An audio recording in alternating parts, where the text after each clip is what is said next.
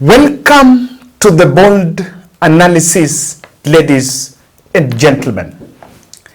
The members of parliament are very selfish, and to my surprise, the press briefing by Raila Odinga weighing on the blackmail scheme by the MPs on the revenue division bill is something that should worry any Kenyan in this country.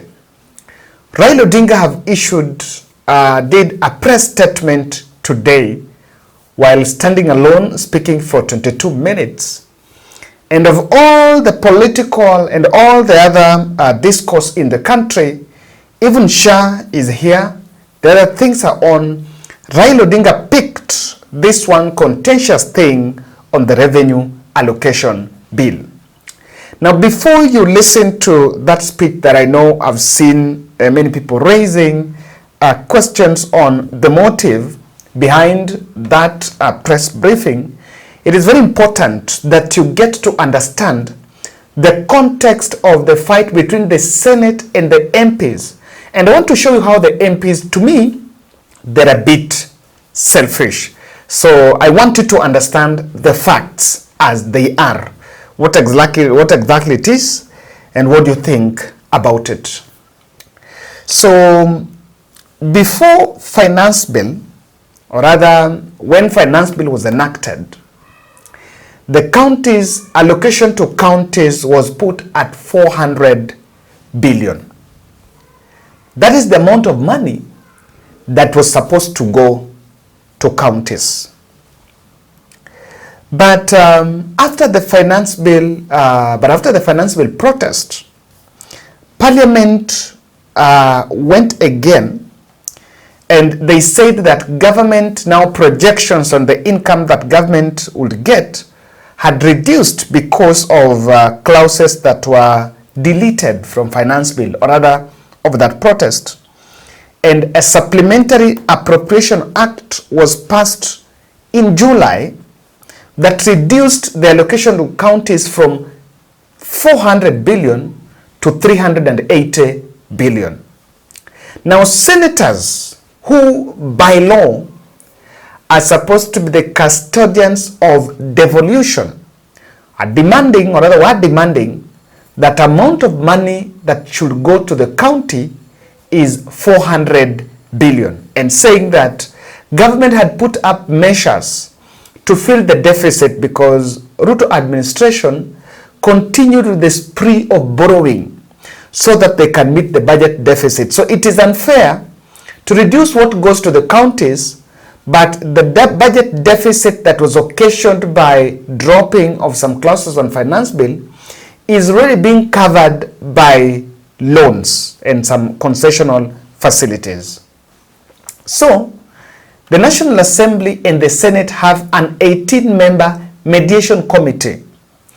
This mediation committee is chaired by Kiharu Member of Parliament, who is the head of Budget Committee, chairman of Budget Committee in the National Assembly, and his Mandera counterpart, Senator Ali Roba. There's a meeting in Mombasa on Tuesday to try to unlock that impasse, but it didn't work. I want you to listen to a snippet from Dede Nyoro. Now, 410 billion is the monies that have been budgeted for transfers to counties. But this 410 billion, 380 billion accounts for this financial year. 30 billion is what we call carryovers, monies that we are not being able to be disbursed in the last financial year. Now, if you do now that math, it will give you 3.88 trillion. I don't want to go much to the revenue side, but the revenue side, we project to have ordinary revenue of around approximately 2.5 to 2.6 trillion in ordinary revenue. We anticipate to have A&A of around 440 billion shillings, grants of around 51 billion, and then that leaves us with a deficit of around 767 billion Kenya shillings. There was a budget before, because the figures I've given are for supplementary one, and those are the basis of this meeting. But before here, we had a budget of 4.2 trillion. After what happened in July, we revised. And the revision took two shapes.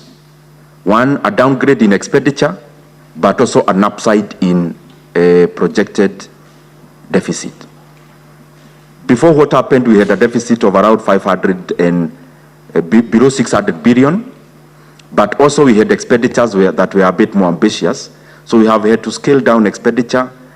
That is why the budget fell from 4.2 to 3.8, but also the shortfall that was to be more, the shortfall that was to be escalated further was taken care of by the deficit. I have given that background because it will be very important in the deliberations we have. But then let me tell you, let me get to understand what's happening here.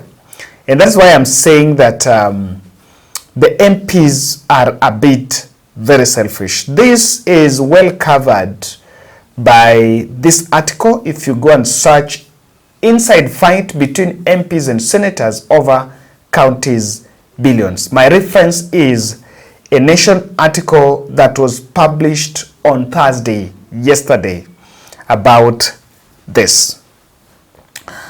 You get to understand what exactly is happening here. There is, the law has two roads. There are two, in terms of road development, there are only two types of, the two levels of government, the county and national government. So the county roads and there is national trunk roads. Those are the ones that are managed by the national government. Now, MPs and senators flex their muscles in order to get a deal. The members of parliament are demanding that a road maintenance levy fund that manages both Kura and Kera should be given to the MPs and not the governors. So they are sending senators, and they're telling senators, what the Indian Euro Committee is telling senators, that they should go and negotiate with the governors, because governors had taken some case to court in August, and court stopped, suspended the Kera and Kura from managing the road maintenance levy fund that is supposed to be sent to the constituency office, managed by the MP. So MPs are demanding that for the governors to get the 400 billion to the counties that is supposed to go to the counties, the governors must, as a condition, must allow them to be given the road maintenance levy if you maintain that with the CDF. So governors, MPs are saying they want to construct roads. And that is why Raila Odinga is raising a point on, and Raila is making, if you look at, there is a statement he has made in his speech saying, just look at this screenshot. The fuel levy fund should go directly to county governments, not the constituency fund controlled by the MPs. MPs aren't supposed to be executing things. They are meant to oversight. We have a situation where MPs are the contractors. I know examples where the president is going to launch a road and the MP is a contractor, is the contractor. It's very embarrassing. Now, this is what is really puzzling. And that is why I told you, this fuel levy fund, it is in the constitution. It is not an obligation of the president or the MP or so to make. It is in the constitution that it has to go, it should go to the counties. And number two, on revenue allocation, it is a role of the senators. And so the MPs are overstepping their mandate. But you know why? These two parliaments are being controlled by the executive. At this point, I want us to get a snippet from Raila Odinga's speech when he was talking about this impasse. Said their constituents too, they're supposed to legislate until they support oversight in the government. But they themselves are now being involved in the execution of projects at the constituency level. In fact, there's very little work being done in the National Assembly. The Assembly is most of the times empty. There are no debates taking place in that parliament the way it used to be when we were members of parliament those days. Parliament is no longer doing its work as a National Assembly. This is why we are really calling them to account.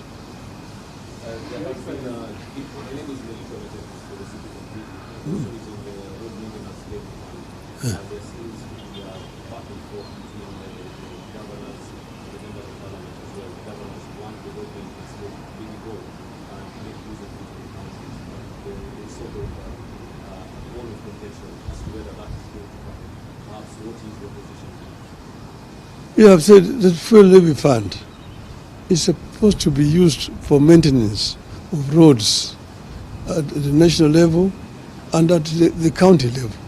So that should go directly to the kitty of the county government, not constituency fund being controlled by members of parliament. That's what I'm saying. It is the members of parliament are not supposed to be executing things. The members of parliament are supposed to be oversighting. But if an MP himself is the executor, you have a situation where MPs themselves are the contractors. I know examples where you find a president going to launch a road, the contractor is a member of parliament. So if that's not a conflict of interest, I don't know what conflict of interest is. It is embarrassing, very embarrassing indeed. When the president came to power, he promised to empower the president, he promised to enhance the sources of economy. But what we are seeing from the Secretary of the National Assembly is also promised. It's part of these lies that the Secretary of the Yes, you know, there's a whole competition between the National Assembly, the national government, and the counties. See, there are people who don't believe in devolution.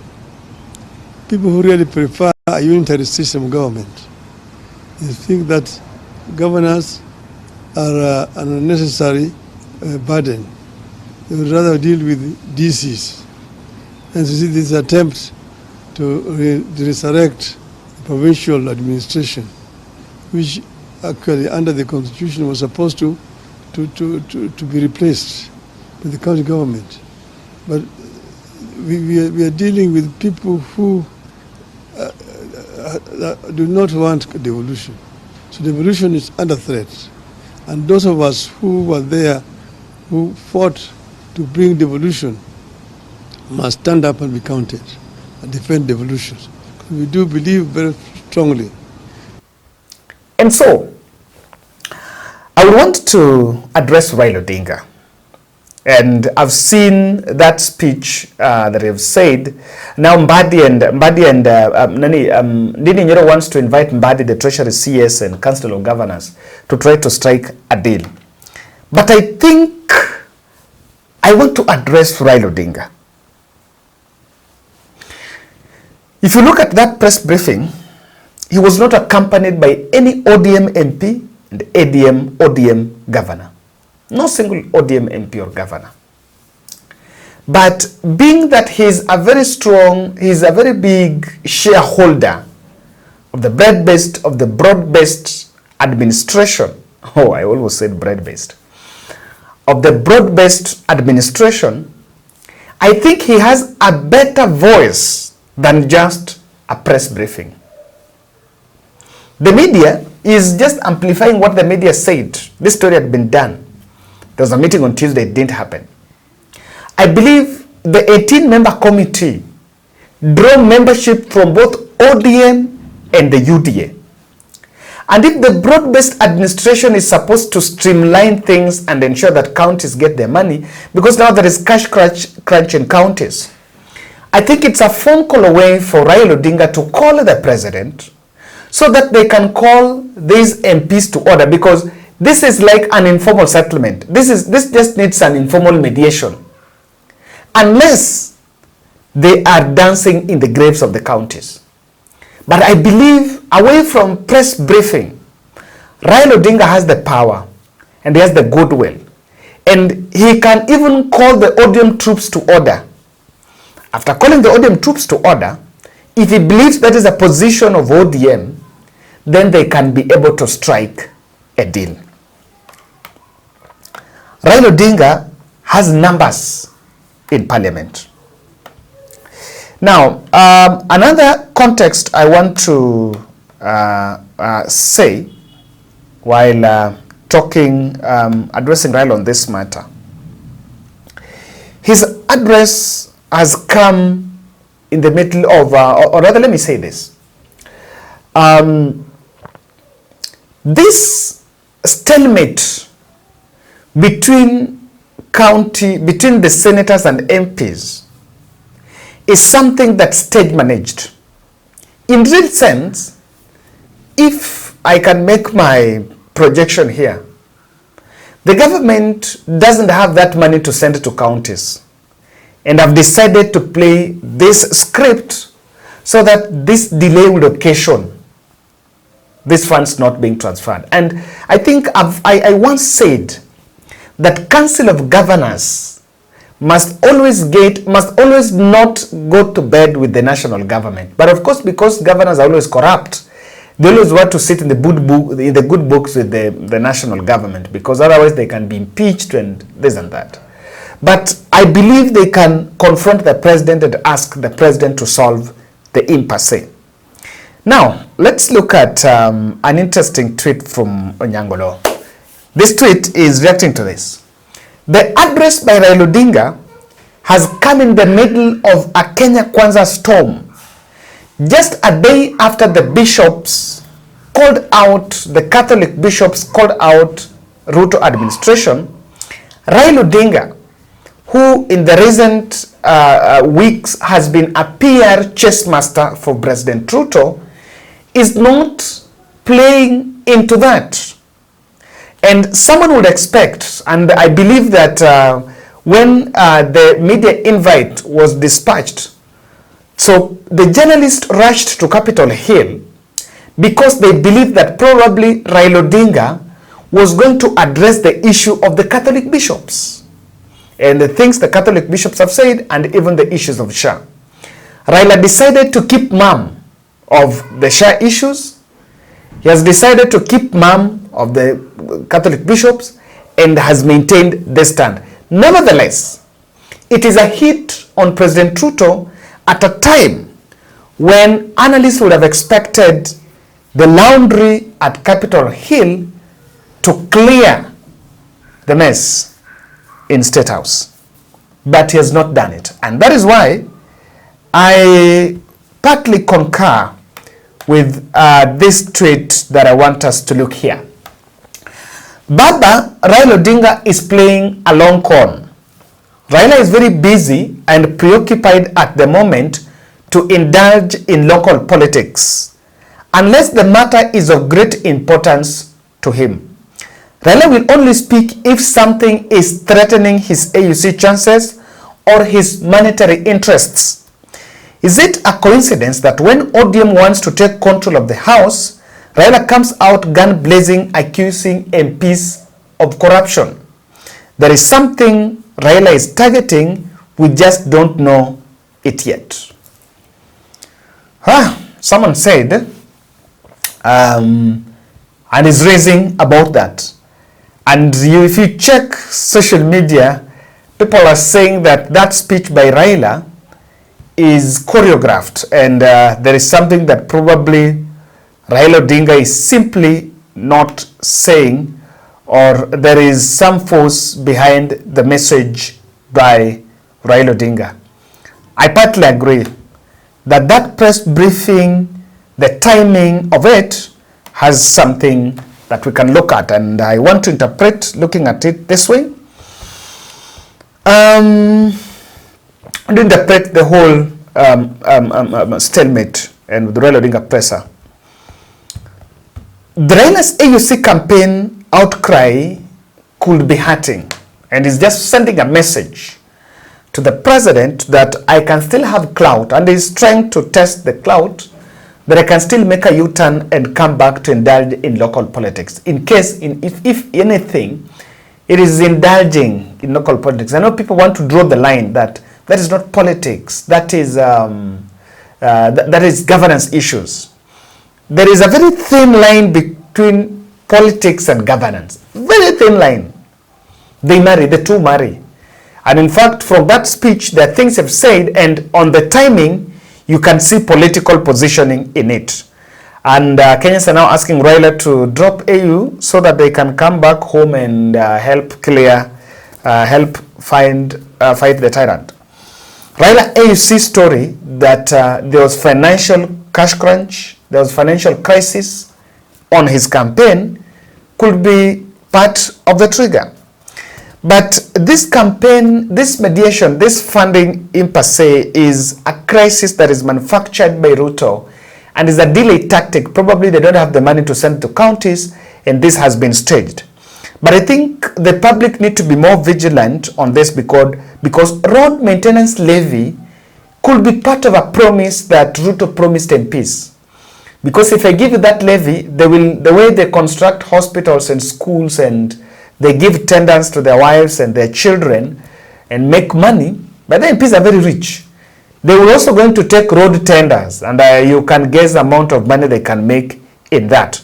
So the road levy, while governors are equally corrupt, but even MPs are very corrupt. But it could be part of a campaign trap. The scramble for positions by ODM is largely part of the trigger, and that is why Onyango Kelo is raising it. Ladies and gentlemen, that is my take. Did you expect Raila to run a PR on Ruto? But what is your take on the fact that he is making a U-turn on that issue? Thank you.